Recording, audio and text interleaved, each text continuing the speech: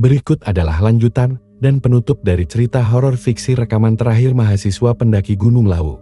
Terdengar suara yang tak masuk akal bab 4 dengan gaya santai, sopan, dan bahasa sehari-hari yang mudah dipahami. Ini adalah bab penutup yang penuh ketegangan, misteri, dan twist yang tak terduga. Sudah seminggu sejak pendakian kedua itu, badan gue mungkin udah pulih, tapi kepala gue enggak. Malam-malam gue jadi susah tidur. Tiap merem yang muncul selalu sosok perempuan berkebaya putih itu. Kadang dia cuma berdiri di kejauhan, kadang dia jalan pelan ke arah gue. Tapi yang paling sering, dia berdiri tepat di atas gue, rambutnya ngebasahi muka, dan bisikannya selalu sama. Bukan kamu yang kupilih.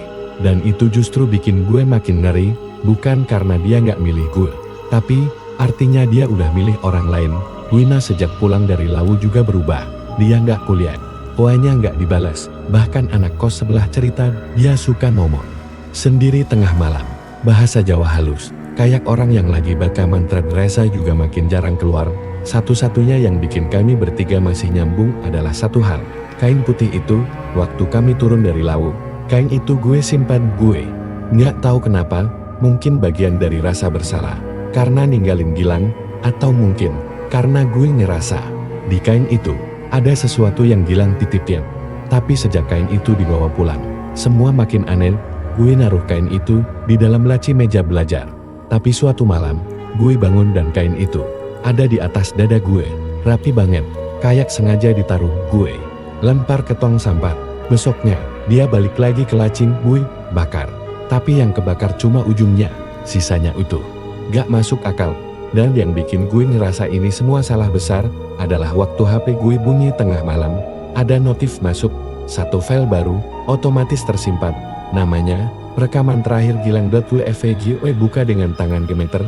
Rekaman itu cuma berdurasi 45 detik, tapi isinya suara langkah kaki pelan, diikuti hembusan angin.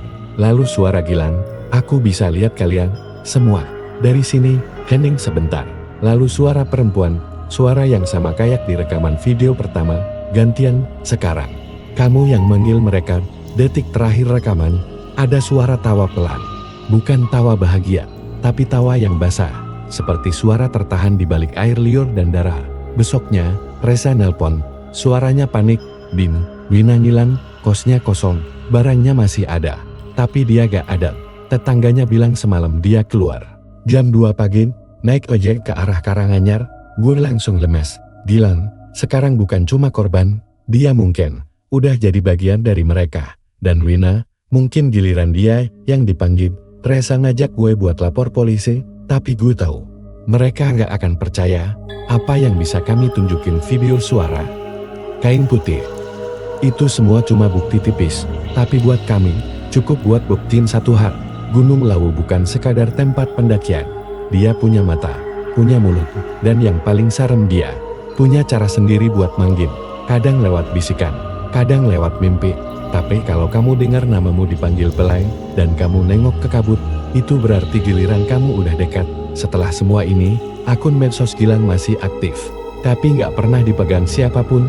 Sampai suatu malam, pas gue lagi ngeliat profil dia, muncul satu story baru foto kabut di hutan. Ada satu caption pendek, satu lagi udah sampai sini. Siapa selanjutnya?